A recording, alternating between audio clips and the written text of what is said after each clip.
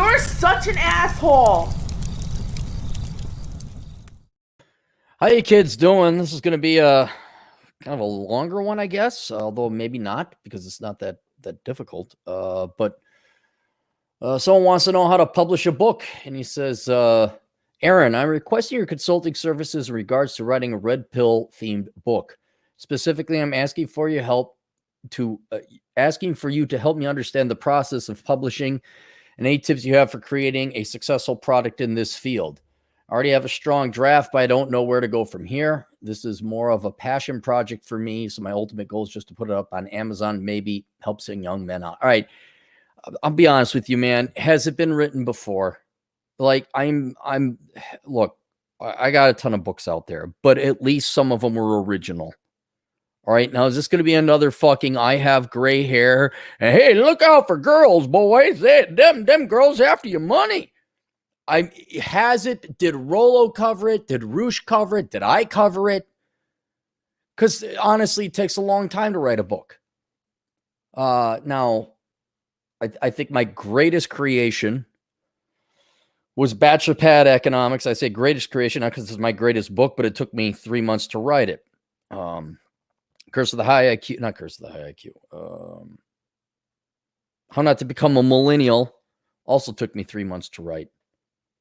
That's a lot of, and that was 16-hour work days, at least 6 days a week. It sucked. All right. Now, if you have this passion project, fine. But if it's going to be another fucking, let me tell you how to get your dick whacked, just Jesus Christ, fuck off. All right. I don't want to destroy your dreams, but has this book been written before? And if it has been, don't fucking write it.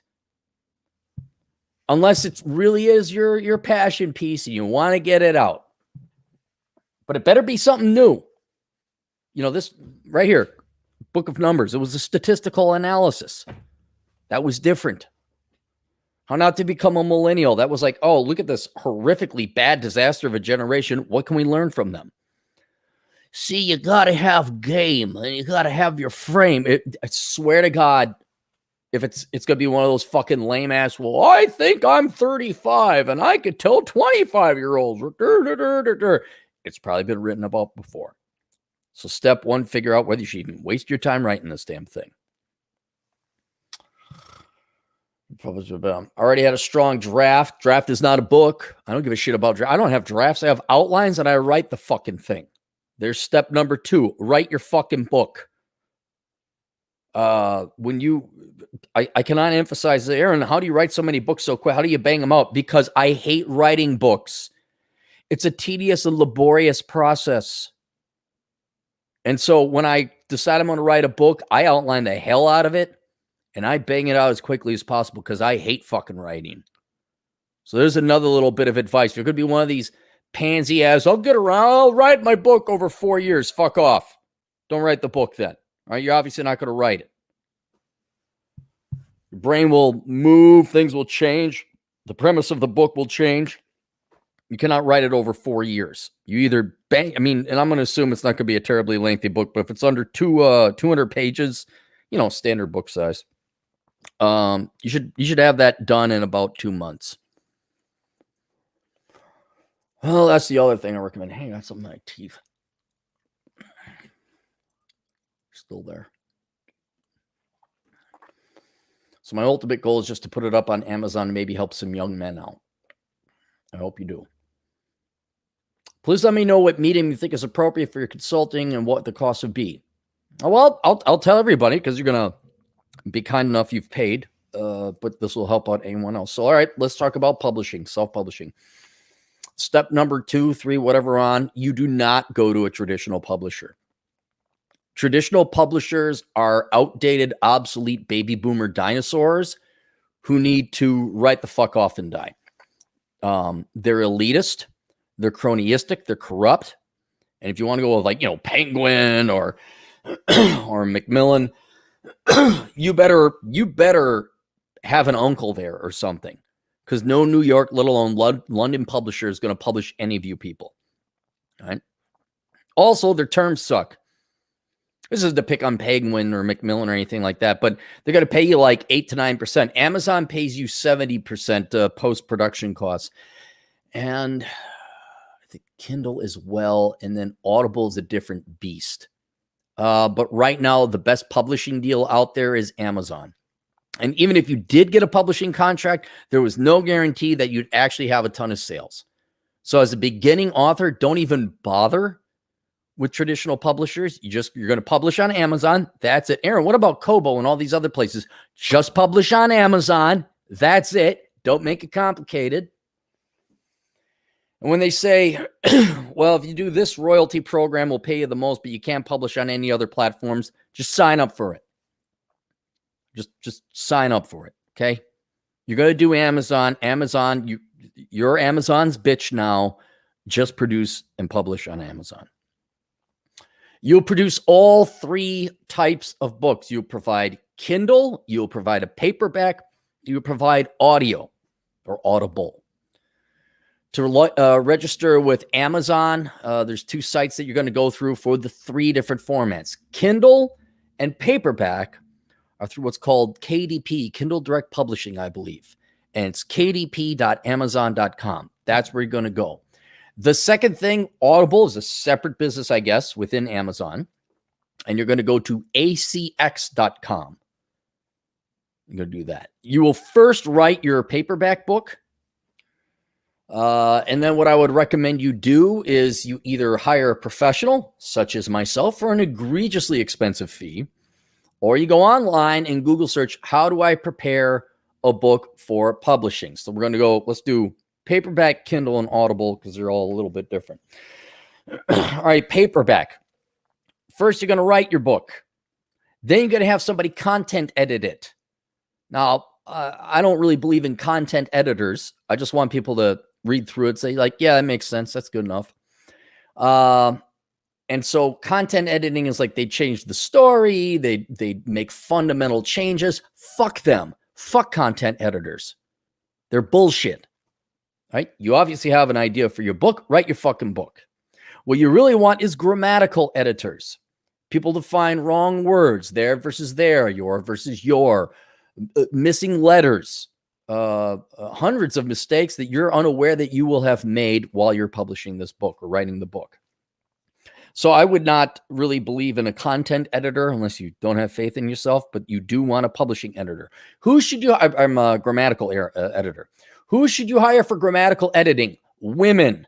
Do not hire men. I know this is incredibly sexist, but it's true. Women make way better grammar editors than men.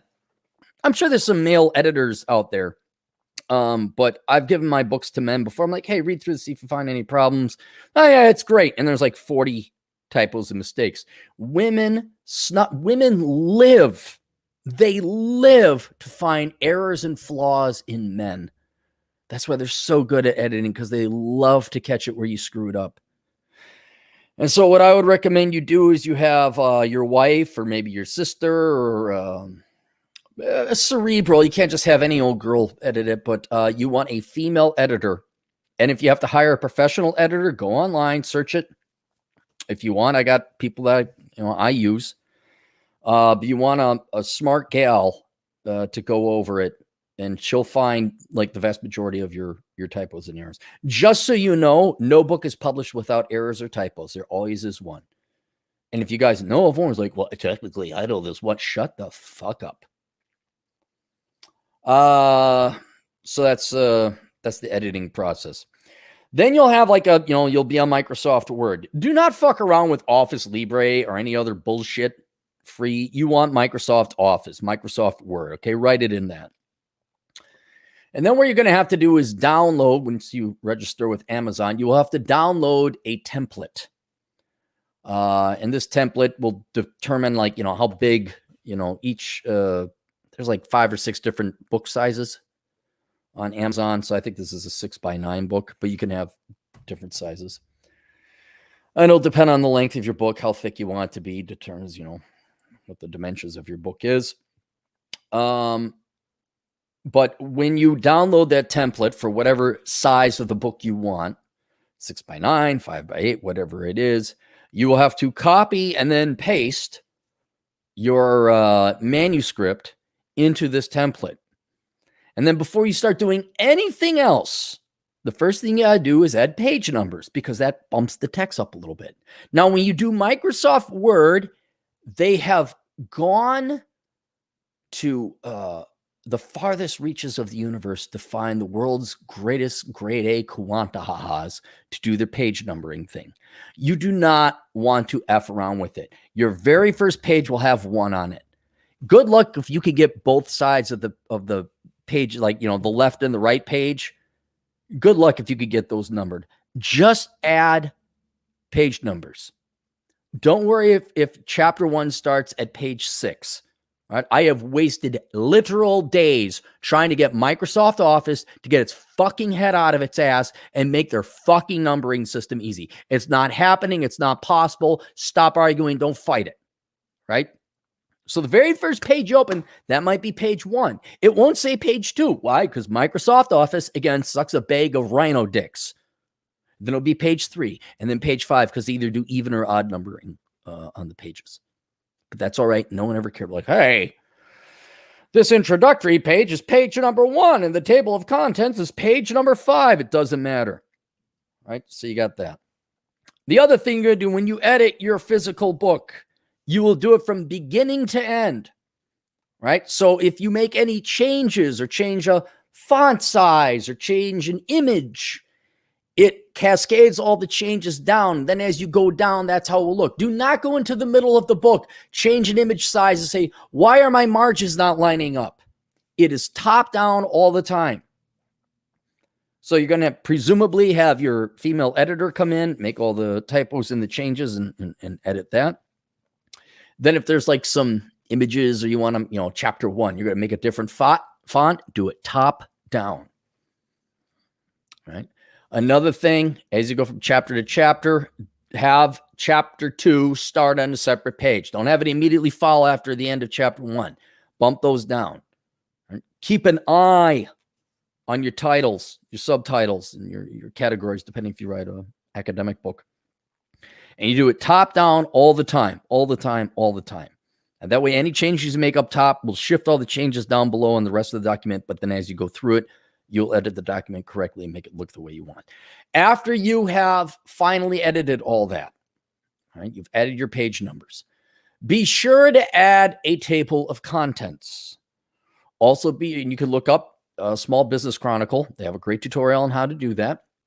But you will also, well, actually, no, that's for your Kindle. You just add a table of contents. You will also want to add the copyright page. You can find some copyright script that's perfectly boilerplate template legal, saying this is my stuff. You can't copyright it. Boobity, boobity, bobbity, bee. Put that up. Once you all hammer that out, you're going to have the interior of your book done. Then you have to do the exterior of your book, which is where you're going to hire a graphic artist. Now, I would recommend contacting Rollo Tomasi, but he charges a lot and he's very, very busy.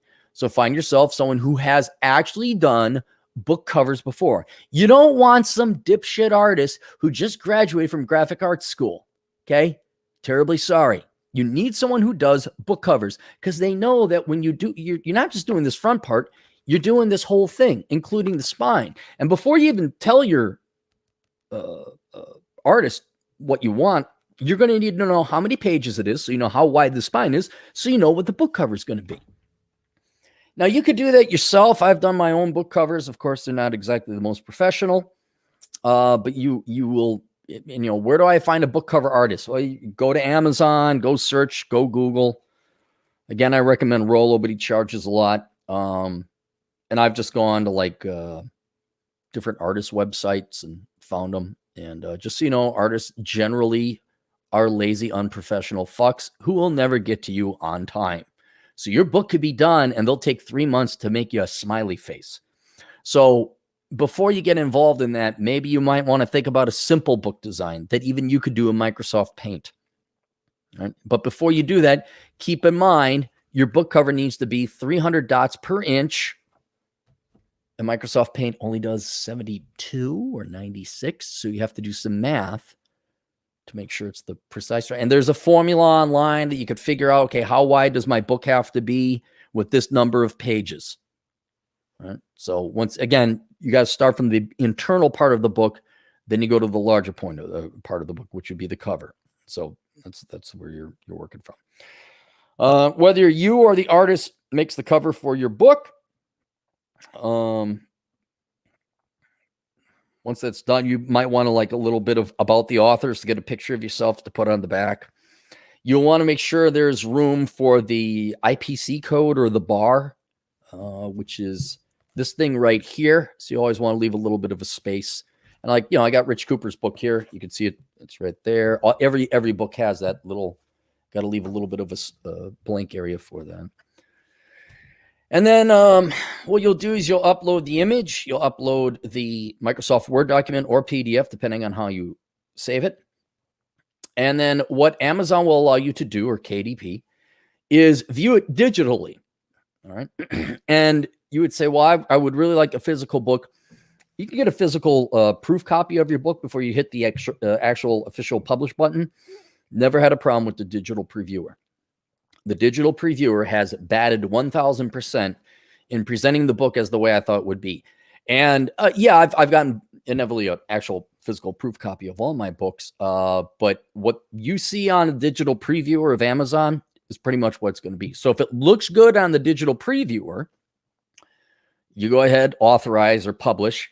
And I think it takes 2 days paperback before they approve it. Amazon has to approve it. But then the other thing you can do while you wait for that is you start working on your Kindle book. Now, Kindle, there's no pages because you can scale the font. So you take your manuscript that you had and you eliminate all the page numbers. You get rid of all the spaces. And what you have to do is put page breaks. Now, you could go online and research this and figure out there's tutorials on how to prepare a Microsoft Word document for Kindle. But basically, because there are no page numbers and it's digital, it's not a physical book, you have to prepare what was normally a physical paperback book for Kindle to be read. And it takes, KDP does take, I believe it's Microsoft Word is the book thing. And you have to insert page breaks between each chapter. That way, when someone clicks on the table of contents, they click on that, they go to chapter 4 or whatever else. They scale the font. There's no page numbers screwing anything up.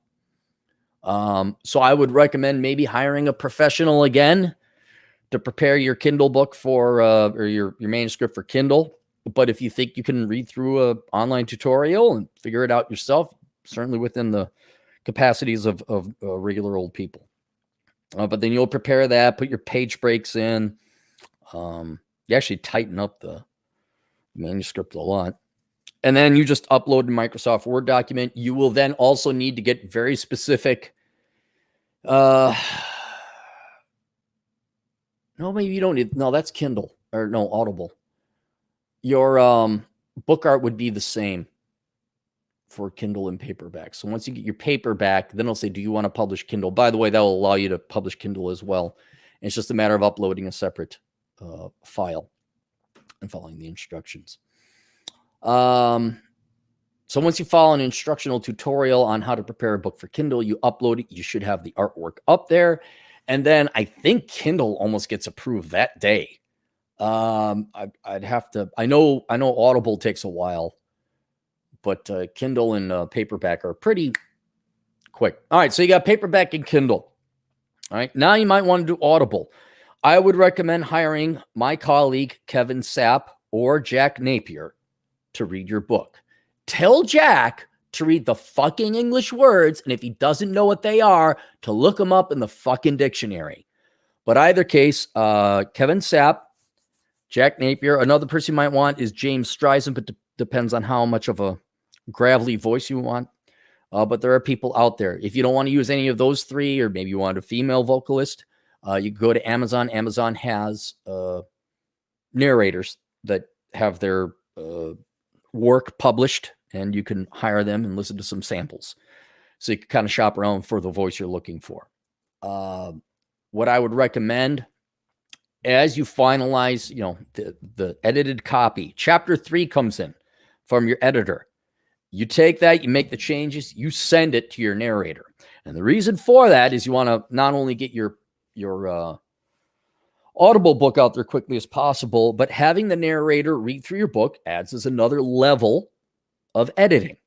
And I've had Kevin Sapp find errors that my other editors had missed. They're not vital. I'm not a big worrier about errors or typos or anything like that. Only inferior minds like, well, there's a typo here. Blah, blah, blah. It's like, yeah, okay, stop being an English major. Get the fuck out of my face. There's ideas here. So I wouldn't worry too much about that. But you'd like to present or put forth your best effort with as minimal typos and errors and grammatical errors as possible. And having your narrator read through it as he or she is recording is another level of quality you could add to that. So as each chapter is coming in, you're shipping it off to the narrator.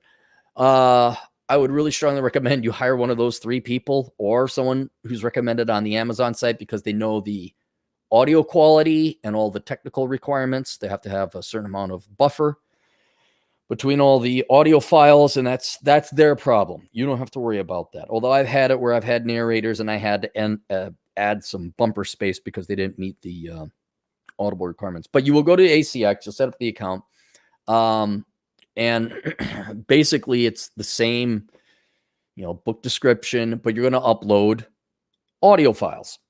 Right. And the audio files will go chapter 1, 2, 3. You're going to have, it's very logical. You'll see how it works. But you will need, imagine that there is no book cover because it's audio. There's going to be a perfectly square, and I think it has to be 3,600 pixels by 3,600 pixels. It's a high resolution image. So you're going to have to do a little bit of editing. So you're probably going to want to take the original front cover and make it square. They've been getting real finicky. Like, well, you just can't block it off and put black on each side, which is what I used to do because it was easier that way. So you may have to hire a graphic editor to make a different image for it. You're going to want to save it as JPEG, I believe, because they do not take PNG. Pretty sure. It also has to meet the 300 dots per inch or whatever digital requirements for that. But basically, narrator will get your chapters to you. You can listen to them. The narrators do not edit their work. They'll repeat things multiple times like, hey, did you get this? Oh, I didn't get that. Oh, you're right. Because I ought to really listen to my shit before I ship it out. But they're narrators, they're kind of like our little redheaded stepchildren nobody likes of the recording world. And so then you say, okay, get this fixed up. And then you listen to it again. And it's like, oh, this is good. This we can upload. And then you upload. And Audible takes a month to approve. I don't know why. I guess they have to have people listen to your book because heaven forbid you said something they didn't like. But yeah, you're just that's like your last, don't even worry about it. It's kind of like a bonus. Like, hey, it's out in Audible now, like a month after the release. But yeah, and then once you got that, and then you're done. And then comes marketing. Let's talk about marketing. You're writing a red pill book, you and a billion other people. It better be unique and it better be different. Otherwise, don't write it. And what I would do for advertising, though, is if you have a good book, is to go and pay. It depends on how much money you make. For example, Tom Likas was instrumental in me getting my writing career off the ground because I advertised with the right guy. He got me a ton of book sales, and he was very fair in his pricing. So if you want to advertise with Tom Likas, go ahead. I would also shop around different podcasts, YouTube channels, places like that are along the variety or vein of your book. And so if it's gonorrhea, no, hire Terrence Popp. Terrence Popp is one of the most, Blake is most professional people will get back to you and run advertisements. Better Bachelor. I don't know if he just would advertise things for you. He's expensive. But he has an incredible reach. And don't expect everyone to get back to you. You could pay people to review your book. Just don't expect a good review. But honest reviews help sell your book more than glorified marketing bullshit. of course, advertising does help. But like, if you want me to read your book, me cursing and swearing about says this 2 out of 5 stars, that's going to be better than me. Oh, this is the most amazing book ever.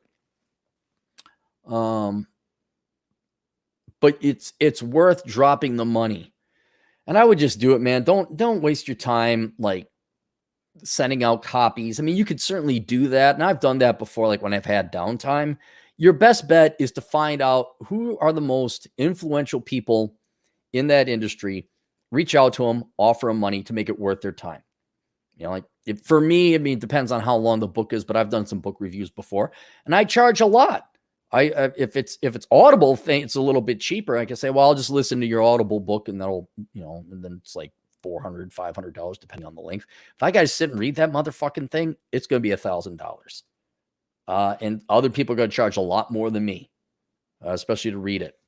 So I would come up with a list of, I hate to use this word, influencers that would probably market your book the best. And that's what I would do with your marketing. And so you don't have to have big guys either. I mean, you don't have to go with Terrence Popp or Rich Cooper or Rollo Tomassi. I don't even think Rollo would do it. Rollo's too busy. But there's nothing wrong with going and getting some small fry. Like, you toss somebody a couple $100 or even $50, Beckloff, Masculine Geek, Jack Napier. These guys would probably be more than happy to review your book for, a couple quid, as they say in Europe. So that's how your marketing would be. What else am I missing? I think that's about it. Now keep in mind, Amazon may change their technology that you might have to find a new way to do it. Like, oh no, we don't accept PDF files anymore, or Microsoft Word or whatever. So you might have to kind of look that stuff up. But for the most part, it's not anything more complicated than uploading files, computer files, to the Amazon platform, whether it's Audible or paperback or Kindle. I think the hardest part is getting that paperback book, like the way you want to look at in the template with the page numbers and everything like that. That's probably going to be most time consuming. But I mean, if you've written a book in college, or not a book, but a paper in college, you know how to make it look and go through it, make sure it's uploadable. But yeah, once you got that paperback manuscript written and formatted, it's not that hard converting it into a Kindle. You can always pay people to do this too. And then audiobook, that's kind of obviously out of your control unless you want to read your own book, which I'd be strongly recommending against. But then you just go out, pay someone like Kevin Sapp or Jack Napier, and they'll take care of it. And they'll give you your video file or audio files to upload. And that's just marketing. That's what it is. Yeah, I think that's about it. Any super chats? Wow, we got a super chat. Mike Honcho, $5. My dream is to be a writer. I've started to email you this question in the past. Thanks for being awesome, Cappy. Well, hey, thank the client who paid for this. I charged him a fair amount of money, so thank him. He was kind enough to do this. We're making it public. So, and I'm sure I'm not the only tutorial. This is just how Cappy does it. And I do have editors. If you're looking to hire some people, I do have some really good female editors, and they love nothing more than finding your flaws and mistakes. That's it's true. The girls are better at it than guys. I'll tell you, that's one. I'll be intellectually honest. They're better at it than guys. Guys just read for content. They don't look for mistakes. Girls are way more precise, way better. All right, that's it. Questions, answers, assholeconsulting.com. Salams. There's nothing wrong with Microsoft Paint. Many old books covers I've made with Microsoft Paint. You get out of here with your Photoshop and shit. We'll see you guys later. Toodles.